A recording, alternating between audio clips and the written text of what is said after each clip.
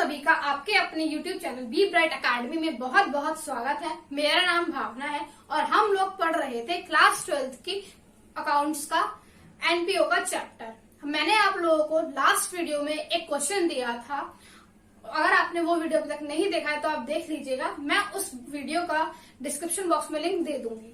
अब हम लोग उस क्वेश्चन को सॉल्व करते हैं। मैं उस क्वेश्चन का फोटो भी यहाँ पे डाल दूंगी और अब मैं क्वेश्चन रीड कर लेती हूँ और हम उसको सॉल्व करेंगे। फिर क्वेश्चन है, from the following particulars of evergreen club prepare receipts and payment account for the year ended 31 मार्च 2016। तो अब इसको देखते हैं। Cash in hand on 1 April 2015 500 rupees. मतलब कैश इन हैंड हमारा ओपनिंग बैलेंस क्या था 500, तो वो मैंने रिसिप्ट साइड में यहाँ पर शो कर दिया। इसके बाद नेक्स्ट है हमारा कैश एट बैंक ऑन 1 अप्रैल 2015। हमारा कैश एट बैंक का भी ओपनिंग बैलेंस गिवन है, वो है 3400, तो वो भी हमने रिसिप्ट साइड में ओपनिंग बैलेंस के नाम से लिख दिया। इसके बाद हमारा है सब्सक्रिप्शन रिसीव। आपको सब्सक्रिप्शन का अमाउंट रिसीव हुआ है तो वो भी रिसिप्ट साइड में ही आएगा। इसके बाद हमारा है डोनेशंस। डोनेशन आपको रिसीव हुए हैं इसलिए आपने रिसिप्ट साइड्स में लिखने हैं। इसके बाद हमारा है इन्वेस्टमेंट्स परचेज। आपने इन्वेस्टमेंट परचेज किया, इट मीन्स आपका कैश चला गया होगा। चला गया इट मीन्स आपने पेमेंट करी है तो वो यहाँ पर आ जाएगा पेमेंट की साइड पे। अब है रेंट पेड। आपने रेंट भी पे किया है, मतलब पेमेंट साइड, तो वो यहाँ पर आ गया। उसके बाद हमको गिवन है जनरल एक्सपेंसेस। एक्सपेंसेस भी आप पे करते हो तो जनरल एक्सपेंसेस भी पेमेंट साइड पर ही आएंगे। इसके बाद हमको गिवन है पोस्टेज एंड स्टेशनरी। पोस्टेज और स्टेशनरी का पेमेंट हमने किया होगा इसलिए हमने पेमेंट साइड पे लिखा है उसको। उसके बाद आया है newspaper and magazine. Newspaper and magazine payment होती है इसलिए ये रहा पेमेंट साइड पर। सेल ऑफ ओल्ड न्यूज़पेपर, आपने सेल किया मतलब आपको पैसे मिले हैं, इससे पैसे मिले मतलब कैश आया है तो वो हमने यहाँ पर लिख दिया sale of old newspapers. Receipt side में आपको पैसे मिले हैं। इसके बाद में है बुक्स परचेज। आपने बुक्स खरीदी हैं, आपका कैश चला गया होगा तो वो भी पेमेंट साइड पर ही आएगा। बुक्स परचेज करने के बाद में है स्पोर्ट्स मटेरियल परचेज। आपने स्पोर्ट्स का कुछ मटेरियल है वो भी परचेज किया है। परचेज किया इट मीन्स पेमेंट साइड पर ही आएगा, तो ये रहा वो पेमेंट साइड पर। फिर इंटरेस्ट ऑन इन्वेस्टमेंट रिसीव्ड। आपने कोई इन्वेस्टमेंट की थी, आपको उससे इंटरेस्ट मिला है इट मीन्स रिसीव्ड हुआ है, तो रिसीव्ड हुआ है तो रिसिप्ट साइड पे जाएगा। लास्ट में है हमारा लास्ट टू लास्ट है ऑनोरेनियम टू कोचेस। आपने कोचेस को ऑनोरेनियम का अमाउंट पे किया है, उनको स्पेशल सर्विस की फीस दी है, वो भी क्योंकि आपने फीस दी है तो पेमेंट साइड हो गया। लास्ट में हमको गिवन है cash in hand. Cash in hand का बैलेंस हमको 300 गिवन है, लेकिन उसने कैश एट बैंक के बैलेंस पे क्वेश्चन मार्क लगाया, इट मीन्स हमको वो फिगर फाइंड आउट करना है। अब हमने ओपनिंग बैलेंस भी लिख दिया, क्लोजिंग बैलेंस का जो भी फिगर था वो भी लिख दिया, सारे हमने रिसिप्ट्स के फिगर लिख दिए हैं और पेमेंट के फिगर भी लिख दिए हैं। अब हम क्या करेंगे, रिसिप्ट साइड का पूरा टोटल करेंगे और जो टोटल यहाँ पे आएगा उसको पेमेंट साइड के टोटल पे लिख देंगे। फिर इस सारे रिसिप्ट्स में से, इस टोटल अमाउंट में से ये सारे एक्सपेंसेस को हम माइनस कर देंगे, तो जो आएगा वो हमारा बैलेंसिंग फिगर यहाँ पर आ गया। उसमें से 4500 में से 300 ऑलरेडी हमको कैश इन हैंड गिवन है, इट मीन्स रिमेनिंग अमाउंट हो गया 4200 कैश एट बैंक, जो कि हमारे क्वेश्चन का रिक्वायर्ड अमाउंट था। आई थिंक आपको ये समझ में आ गया होगा। अब हम एक बार फीचर्स ऑफ एनपीओ भी देख लेते हैं कि इस एनपीओ के फीचर्स क्या होते हैं या इसकी कैरेक्टरिस्टिक्स क्या होती हैं। सबसे पहले ये एंटिटी। एनपीओ किस टाइप की एंटिटी होती है, उसका क्या फॉर्म होता है। इसकी एक सेपरेट लीगल एंटिटी होती है, जैसे कंपनीज की एक अलग से सेपरेट लीगल एंटिटी होती है, ऐसे ही एनपीओ की भी सेपरेट लीगल एंटिटी होती है। नेक्स्ट पॉइंट है हमारा सर्विसेज। एनपीओ क्या सर्विसेज प्रोवाइड करता है, ये सोसाइटी के वेलफेयर करता है और इसीलिए वो सर्विसेज प्रोवाइड करता है। Welfare and service of the society and its member. जो उस एनजीओ में काम करते हैं उनका वेलफेयर भी करती है और बाकी लोगों का भी वेलफेयर करती है। फॉर्म, ये एनपीओ किस किस फॉर्म में हो सकती है, चैरिटेबल सोसाइटी या चैरिटेबल ट्रस्ट के फॉर्म में हो सकती है और क्लब्स के फॉर्म में एनपीओ हो सकती हैं। इसके बाद फंडिंग, इनके पास पैसा कहाँ से आता है। ये लोग अगर इतना सारा एक्सपेंस करे, लोगों का वेलफेयर करे तो कहीं ना कहीं से तो पैसा आता भी होगा, तो वो पैसा कहाँ से आता है, एक तो डोनेशन के फॉर्म में आता है, प्लस ये अपने मेंबर से कंट्रीब्यूशन लेते हैं और आउटसाइडर्स भी देते हैं, तो ये सारा फंड ये लोग यूज करते हैं वेलफेयर के लिए। इसके बाद आता है मोटिव। इनका मोटिव क्या होता है? इनका मोटिव पैसा कमाना नहीं होता है, प्रॉफिट अर्न करना नहीं होता है, बस सर्विस रेंडर करना ही होता है। तो not to earn profit but rendering services. Next is accounts. NPO में कौन कौन से अकाउंट्स बनाते हैं? हम मेनली 3 ही अकाउंट बनाते हैं, receipts in payment account, income and expenditure account and balance sheet. तो यहाँ तक ये इसके फीचर्स कवर अप होते हैं। अब हम लोग देखते हैं difference of not for profit organisation and profit earning organisation. उन ऑर्गेनाइजेशन में क्या डिफरेंस होता है जो प्रॉफिट कमाने के लिए काम करती हैं और जो सर्विसेज रेंडर करने के लिए काम करती हैं या प्रॉफिट कमाने के लिए काम नहीं करती हैं, हम वो देख लेते हैं। आप गाइस इतना ध्यान रखिएगा कि कोई भी डिफरेंस हो वो आपको जरूर आना चाहिए। कोई भी डिफरेंस कभी भी एग्जाम में आ सकता है, लेकिन अगर आपके कॉन्सेप्ट्स क्लियर होंगे तो अगर पूरा डिफरेंस आपको अच्छे से याद ना भी हो तो भी आप उसको अच्छे से लिख पाओगे। तो इसीलिए आप अपने कॉन्सेप्ट्स को ज्यादा अच्छा रखिएगा ताकि आप एग्जाम में अच्छा कर पाए और आपको लाइफ टाइम याद भी रहे। अब हम अपने डिफरेंस पे आते हैं। सबसे पहला डिफरेंस मोटिव का, कि एनपीओ का क्या मोटिव होता है? रेंडरिंग सर्विसेज, वो सिर्फ सर्विसेज को रेंडर करना जानती है। और प्रॉफिट अर्निंग ऑर्गेनाइजेशन का क्या मोटिव होता है? नाम से ही पता चलता है कि उन्हें प्रॉफिट अर्न करना होता है। इसके बाद फंड्स कहाँ से आते हैं? एक तो इनका जनरल फंड होता है और वो किस फॉर्म में होता है? डोनेशन की फॉर्म में होता है, सब्सक्रिप्शन की फॉर्म में होता है, इनसे इनको पैसा मिलता है। लेकिन जो प्रॉफिट ऑर्गेनाइजेशंस होती हैं वो क्या करती हैं? उनके पास कैपिटल आता है। कैपिटल कौन लेके आता है? अगर पार्टनरशिप है तो पार्टनर्स कैपिटल लेके आएंगे, या फिर कंपनी है तो वो आते हैं अपने शेयर होल्डर से, वो भी एक कैपिटल में ही आता है। तो वो या तो प्रोप्राइटर्स होंगे और एक्यूमुलेटेड रिजर्व, जो भी उनका रिजर्व जमा किया गया होगा बहुत सालों का प्रॉफिट, वो भी इसी में पार्ट होगा, कैपिटल के पार्ट में ही आ जाता है। इसके बाद आते हैं फाइनेंशियल स्टेटमेंट, कि एनपीओ में कौन सी फाइनेंशियल स्टेटमेंट बनती है और प्रॉफिट ऑर्गेनाइजेशन में कौन सी बनती है। एनपीओ में बनती है receipt and payment account, income and expenditure account and balance sheet, और प्रॉफिट अर्निंग ऑर्गेनाइजेशन में बनती है trading and profit and loss account and balance sheet. इसके बाद सरप्लस एंड प्रॉफिट, जो एनपीओ में होता है, सरप्लस तब आता है जब आपका इनकम ज्यादा होगी एक्सपेंडिचर से, और डेफिसिट तब आता है जब आपका एक्सपेंडिचर ज्यादा होगा इनकम से। तो प्रॉफिट एंड लॉस ना लिख के उसको यहाँ पे ये लिखा जाता है। और इसका दूसरे तरीके से प्रॉफिट अर्निंग ऑर्गेनाइजेशन में लिखते हैं हम, अगर हमारा प्रॉफिट एंड लॉस का अकाउंट में प्रॉफिट ज्यादा है और एक्सपेंसेस कम है, यानी कि इनकम ज्यादा है और एक्सपेंसेस कम है हमारे, तो हमें प्रॉफिट होगा। लेकिन अगर इसका उल्टा, हमारे एक्सपेंसेस ज्यादा हो गए और इनकम हमारी कम हो गई, तो हमें लॉस हो जाएगा। तो प्रॉफिट एंड लॉस अकाउंट का डिफरेंस होता है या तो नेट प्रॉफिट या नेट लॉस, और एनपीओ का होता है इनकम एंड एक्सपेंडिचर का डिफरेंस या तो सरप्लस या डेफिसिट। यहाँ तक हमारा ये कॉन्सेप्ट कंप्लीट हुआ। आइए अब हम लोग करते हैं features of receipts and payment account and features of income and expenditure account, कि इनकी क्या फीचर्स है या क्या कैरेक्टरिस्टिक्स है। सबसे पहले रिसिप्ट्स एंड पेमेंट अकाउंट के हम फीचर्स देख लेते हैं। पहला है इसमें नेचर, कि रिसिप्ट्स एंड पेमेंट का क्या नेचर होता है। जो रिसिप्ट एंड पेमेंट अकाउंट होता है वो एक एसेट अकाउंट होता है। क्यों होता है? क्योंकि उसमें हमने कैश और बैंक की सारी ट्रांजेक्शन्स लिखी हुई होती है, और कैश एंड बैंक ही एक एसेट होती है, इसीलिए उसका नेचर हो गया एसेट अकाउंट। इसके बाद बेसिस ऑफ प्रिपेयरिंग और बेसिस ऑफ रिकॉर्डिंग, कि हम किस बेसिस पे इसमें रिसिप्ट एंड पेमेंट पे अकाउंटिंग करते हैं, कैश बेसिस पे करते हैं या एक्रूअल बेसिस पे करते हैं। हम इसमें कैश बेसिस पे करते हैं क्योंकि इसमें हमें पता नहीं होता है कि कब हमें डोनेशन एक्चुअली में मिल जाएगी या नहीं मिलेगी, हम किसी पे भरोसा ऐसे नहीं कर सकते हैं। तो इसीलिए, क्योंकि इसमें रिसिप्ट्स की कोई गारंटी नहीं होती है, तो इसीलिए हम यहाँ पर कैश बेसिस फॉलो करते हैं कि जब हमें अमाउंट रिसीव हो जाएगा हम शो कर देंगे, अगर हमें अमाउंट रिसीव नहीं होगा तो हम शो नहीं करेंगे। इसके बाद हम देखते हैं इसमें कि हम कौन से नेचर की चीजें रिकॉर्ड करते हैं, कैपिटल नेचर की या रेवेन्यू नेचर की। हम इसमें दोनों तरीके की चीजें रिकॉर्ड करते हैं, हमें कोई फर्क नहीं पड़ता इससे कि उसमें वो कैपिटल नेचर की थी या रेवेन्यू नेचर की थी। हमें कैश मिला वो तो रिकॉर्ड कर दिया, हमें कैश देना पड़ा तो हमने रिकॉर्ड कर दिया।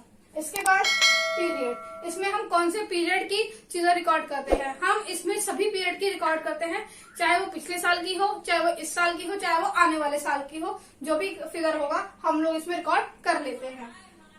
इसके बाद एडजस्टमेंट्स, क्या रिसिप्ट एंड पेमेंट अकाउंट में कोई एडजस्टमेंट की जरूरत होती है? बिल्कुल नहीं होती है, हम इसमें कोई भी एडजस्टमेंट नहीं करते हैं। इसके बाद purpose, receipt and payment account को बनाने का पर्पस क्या होता है। इसका पर्पस होता है कि हम पता कर पाए कि कहाँ से हमें कितना अमाउंट रिसीव हुआ है या हमने कितना अमाउंट पे किया है और किस पर्टिकुलर हेड के अंदर किया है। लाइक हमें फीस कितनी मिली, हमें सब्सक्रिप्शन कितनी मिली, हमें डोनेशन कितनी मिली, हमने रेंट एंड इलेक्ट्रिसिटी कितना दिया, हमने बुक्स एंड पीरियडिकल्स कितना दिया, हमने सैलरीज एंड वेजेस कितने दिए, हमने ऑनोरेरियम कितना दिया। इस टाइप के जो एक्सपेंसेस होते हैं वो सारी चीजें इसमें यानी कि हम इसमें पता करते हैं कि हमने किस हेड में कितना अमाउंट दिया है। ये हो गए हमारे features receipts and payment account के। अब हम लोग आ जाते हैं इनकम एंड एक्सपेंडिचर अकाउंट के फीचर्स पे कि इसके क्या फीचर्स हैं। सबसे पहला नेचर। इसमें क्योंकि हम रेवेन्यू यानी कि इनकम और एक्सपेंस यानी एक्सपेंडिचर इनको रिकॉर्ड करते हैं, तो इसलिए इसका नेचर भी रेवेन्यू एंड एक्सपेंस का अकाउंट का हो गया। इसके बाद बेसिस ऑफ रिकॉर्डिंग, हम किस बेस पे इस पे रिकॉर्डिंग करते हैं, हम इस पे अक्रूवल बेसिस पे रिकॉर्डिंग करते हैं। इसके बाद में आता है पीरियड कि हम इसमें कौन से पीरियड की ट्रांजेक्शन्स को रिकॉर्ड करते हैं। क्योंकि हम यहाँ पर अक्रूवल बेसिस ऑफ कॉन्सेप्ट को फॉलो करते हैं, तो हम सिर्फ वही ट्रांजेक्शन्स को लेंगे जो हमारे करंट ईयर से रिलेटेड होंगी। हम न पीछे की ट्रांजेक्शन्स को लेंगे न आने वाले सालों के ट्रांजेक्शन्स को लेंगे, हम सिर्फ करंट ट्रांजेक्शन्स पे ही फोकस करेंगे। और हमें इससे कोई फर्क नहीं पड़ता कि उसका अमाउंट हमने पे कर दिया है या नहीं किया है, हमें उसका अमाउंट रिसीव हो गया है या नहीं हुआ है। वो करंट ईयर से बिलोंग करती हैं, वो करंट ईयर की हैं, तो हम उन्हें रिकॉर्ड करेंगे। इसके बाद में आता है closing balance. Income and expenditure account का जो क्लोजिंग बैलेंस होता है, अगर हमारी इनकम ज्यादा है एक्सपेंडिचर कम है तो हमें सरप्लस हो जाता है, और अगर हमारे इनकम कम है एक्सपेंडिचर ज्यादा है तो हमें डेफिसिट हो जाता है। सरप्लस को आप समझने के लिए प्रॉफिट समझ सकते हो और डेफिसिट को लॉस की तरह समझ सकते हो, लेकिन टर्म थोड़ा अलग है। इसके बाद में एडजस्टमेंट। इनकम एंड एक्सपेंडिचर में बहुत सारी एडजस्टमेंट की जरूरत पड़ती है। पहले मैं आपको एक क्वेश्चन करा देती हूँ जो थोड़ा सिंपल होगा, उसके बाद में हम एडजस्टमेंट्स की तरफ बढ़ेंगे। आइए अब हम लोग करते हैं एक क्वेश्चन इनकम एंड एक्सपेंडिचर का। पहले हम उसका फॉर्मेट देख लेते हैं। सबसे पहले हेडिंग में हमारा वही रहेगा इन द बुक्स ऑफ, जिसकी भी बुक होगी हम उसका नाम लिख देंगे, या फिर आप डायरेक्टली उस कंपनी का, उस एंटिटी का नाम लिख सकते हैं जिसका भी आप अकाउंट बना रहे हैं। फिर सेकंड होता है कि आप जो अकाउंट बना रहे हो उस अकाउंट का नाम, यहाँ पे हम बनाएंगे इनकम एंड एक्सपेंडिचर अकाउंट, तो यहाँ पे उसका नाम आ गया। फिर उसका पीरियड कि वो किस ईयर के एंड के लिए बनाया जा रहा है, फॉर द ईयर एंडेड, जो भी आपका ईयर होगा वो फिल कर सकते हैं।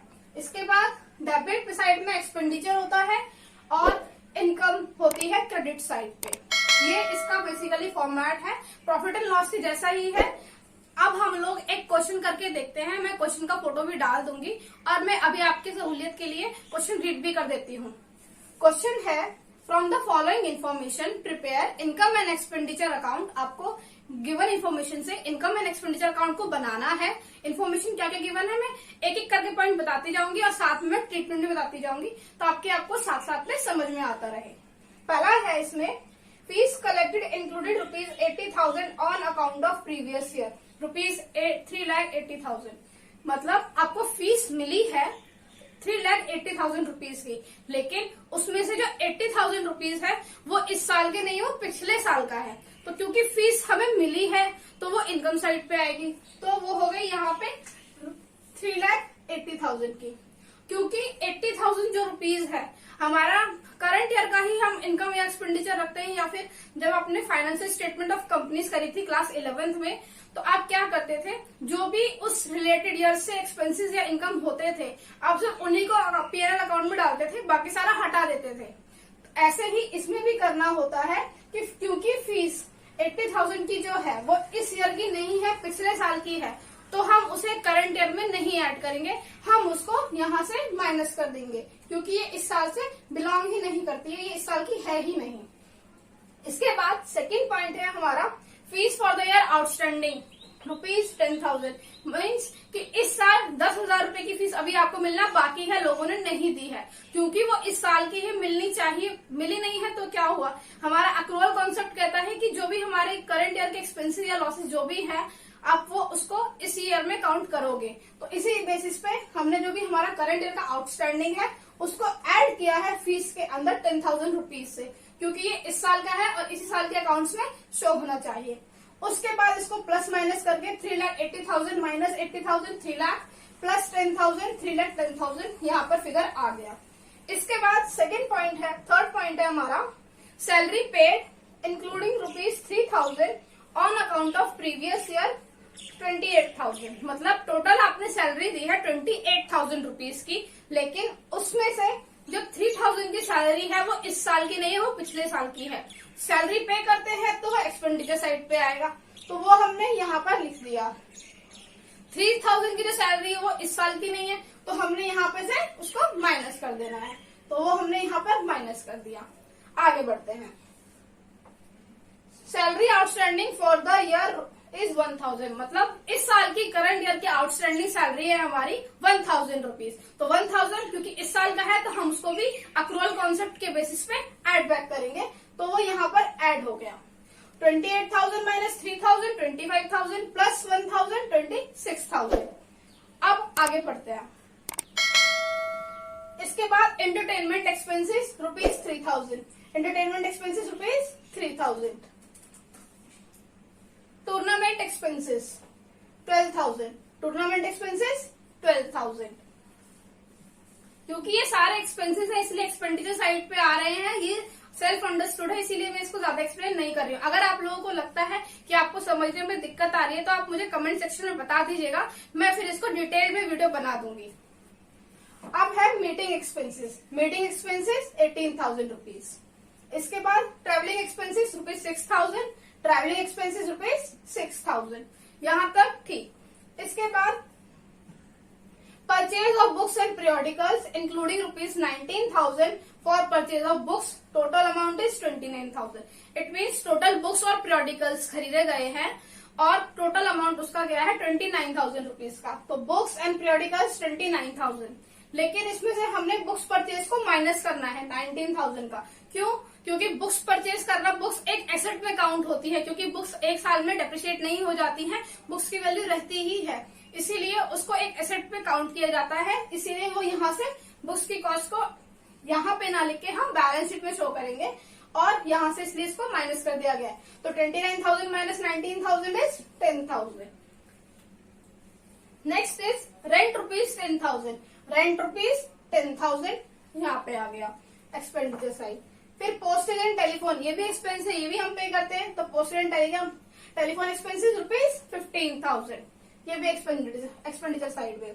Printing and stationery rupees 4,000, printing and stationery rupees 4,000, ये भी हमारा एक्सपेंस में आ गया।